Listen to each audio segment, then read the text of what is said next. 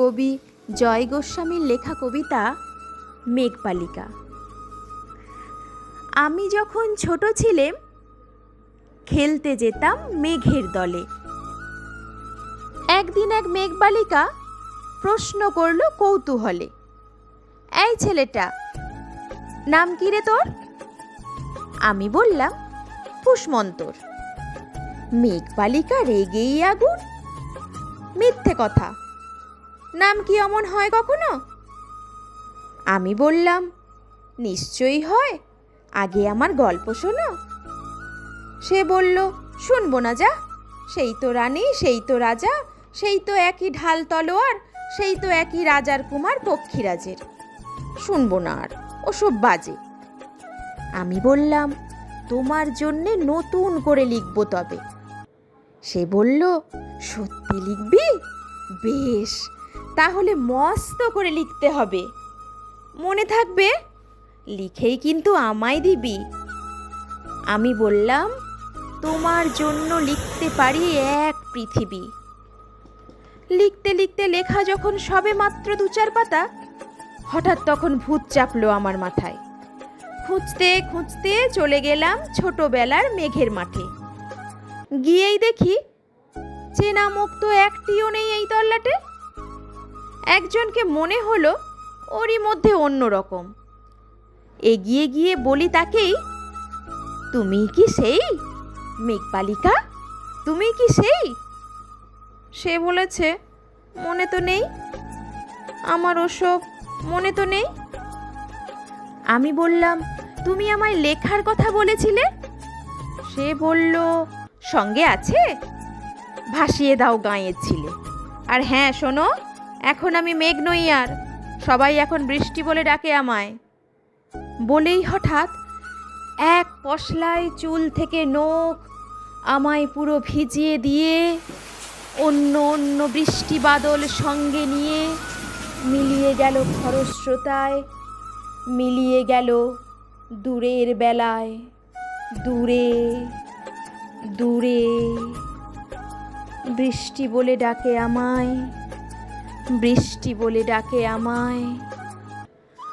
আপন মনে বলতে বলতে আমি কেবল বসে রইলাম, ভিজে একসা কাপড় জামায় গাছের তলায় বসে রইলাম। বৃষ্টি নাকি মেঘের জন্যে? এমন সময় অন্য একটি বৃষ্টি আমায় চিনতে পেরে বলল, তাতে মন খারাপের কি হয়েছে, যাও ফিরে যাও, লেখো আবার। এখন পুরো বর্ষা চলছে, তাই আমরা সবাই এখন নানান দেশে ভীষণ ব্যস্ত। তুমিও যাও, মন দাওগে তোমার কাজে। বর্ষা থেকে ফিরে আমরা নিজেই যাব তোমার কাছে। এক পৃথিবী লিখবো আমি, এক পৃথিবী লিখবো বলে ঘর ছেড়ে সেই বেরিয়ে গেলাম, ঘর ছেড়ে সেই ঘর বাঁধলাম গহন বনে। সঙ্গী শুধু কাগজ কলম, একাই থাকবো, একাই দুটো ফুটিয়ে খাবো। 2-1 মুঠো ধুলোবালি যখন যারা আসবে মনে, তাদের লিখব, লিখেই যাব। এক পৃথিবীর 100 রকম স্বপ্ন দেখার সাধ্য থাকবে যেরূপ কথার, সেরূপ কথা আমার একার।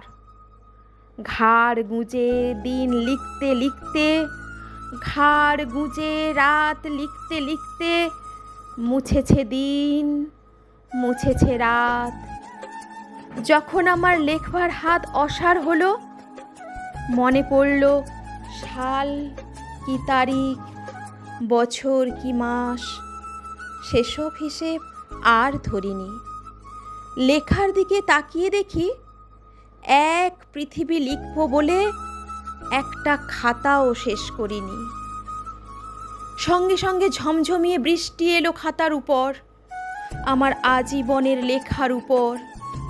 বৃষ্টি এলো এই অরণ্যে। বাইরে তখন গাছের নিচে নাচছে ময়ূর আনন্দিত। এ গাছ ও গাছ উড়ছে পাখি, বলছে পাখি এই অরণ্যে কবির জন্য আমরা থাকি। বলছে ওরা কবির জন্য আমরা কোথাও, আমরা কোথাও, আমরা কোথাও হার মানিনি।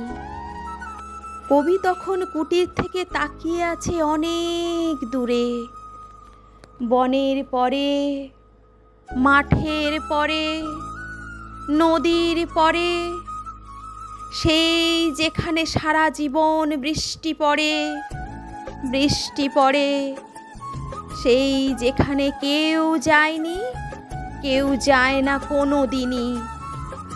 আজ সে কবি দেখতে পাচ্ছে সেই দেশে, সেই ঝর্ণাতলায় এদিক ওদিক ছুটে বেড়ায় সোনায় মোড়া মেঘ হরিণী, কিশোর বেলার সেই হরিণী, কিশোর বেলার সেই হরিণী।